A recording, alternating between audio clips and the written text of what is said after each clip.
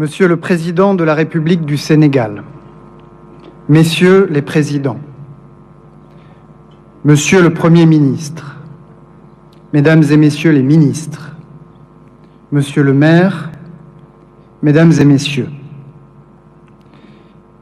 ils venaient du Sénégal, des Comores, du Congo, de Côte d'Ivoire, du Gabon, de la Guinée, de Madagascar, de Mauritanie, du Niger, du Tchad, du Togo, de ce qu'on appelait encore à l'époque la côte française des Somalies, le Dahomey, la Haute-Volta, l'Oubangui-Chari ou le Soudan français.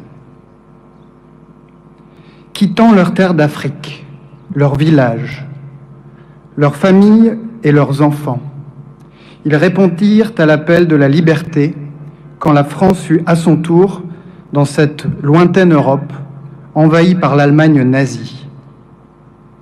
Enrôlés ou engagés par amour de la France, ils se couvrirent de gloire sur tous les fronts de la bataille de France.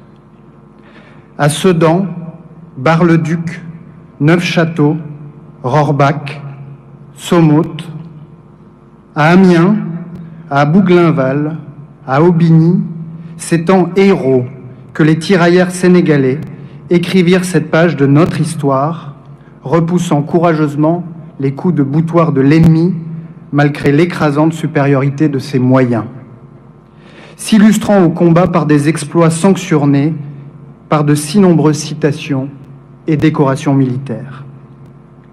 Tant d'entre eux furent tués, portés disparus ou blessés au combat. Plusieurs milliers furent lâchement exécutés par la Wehrmacht après lui avoir fait subir de lourdes pertes. Plusieurs milliers encore restèrent emprisonnés dans les Vosges, dans la Marne ou en Bretagne, dans des camps allemands. Les plus valeureux trouvèrent au fond d'eux-mêmes l'incroyable courage de s'évader, de gagner le maquis et de poursuivre la lutte jusqu'à la victoire. Et ceux qui survivront conserveront toute leur vie dans leur chair et leur esprit les stigmates de la guerre, avec la satisfaction d'avoir, par leur sacrifice, assuré la défaite de la force brutale et la victoire de la liberté. Et pourtant, quand vint la libération, pour certains d'entre eux, le doux parfum de la victoire fut bientôt gâché par le goût amer de l'injustice. Démobilisés avant les autres, privés de la solde qui leur était due, ces héros africains furent déconsidérés par leurs chefs. Ces valeureux tirailleurs furent traités comme des soldats de second rang. Ils avaient tout quitté et parfois tout donné à la France de la liberté, de l'égalité et de la fraternité, une France qui semblait subitement trahir sa promesse, manquer à son devoir d'égalité, manquer à son devoir de fraternité. Ils ne purent faire autrement que de le lui rappeler. Une première fois, ils protestèrent à Morlaix, où la moitié d'entre eux refusèrent d'embarquer à bord du Circassia, qui devait les ramener chez eux. Une deuxième fois, arrivés ici dans le camp de Tiaroy, ils protestèrent à nouveau et refusèrent de regagner leur foyer avant d'avoir reçu ce qui leur était dû. Et c'est au matin du 1er décembre 1944, ici même à Tiaroy, qu'ils réclamèrent justice dans un immense cri de colère qui retentit encore 80 ans plus tard. Un cri de colère que la France réprima dans le sang en ouvrant le feu sur ceux-là même qui avaient risqué leur vie pour qu'elle puisse être libérée. Rien ne peut justifier que des soldats de la France aient ainsi retourné leurs canons contre leurs frères d'armes.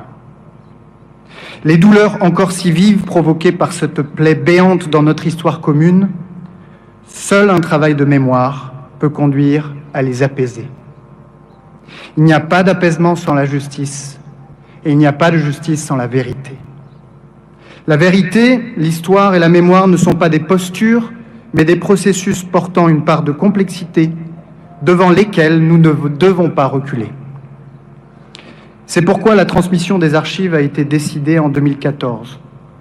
C'est pourquoi la France a accueilli une mission d'étude des archives que vous avez mandatée, qui contribue aux travaux du comité dirigé par le professeur Mamadou Diouf.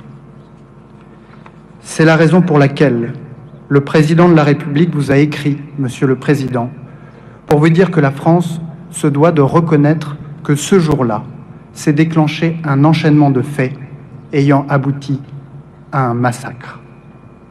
Et si la France reconnaît ce massacre, elle le fait aussi pour elle-même, car elle n'accepte pas qu'une telle injustice puisse entacher son histoire.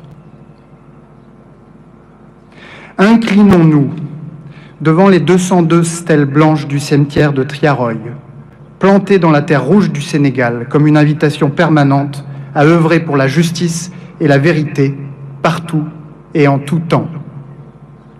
Puisons dans ce travail de mémoire et de reconnaissance la grandeur d'âme, le dévouement et la dignité de ces hommes, de ces témoins du monde nouveau qui sera demain, que célébrait Senghor.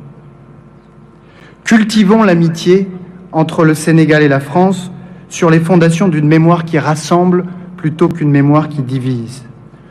Monsieur le Président, vous avez posé avec le Président de la République, le 20 juin dernier à Paris, les bases d'un partenariat renouvelé, fondé sur le respect mutuel au service des intérêts réciproques de nos deux peuples, unis par des valeurs démocratiques partagées et une relation d'amitié.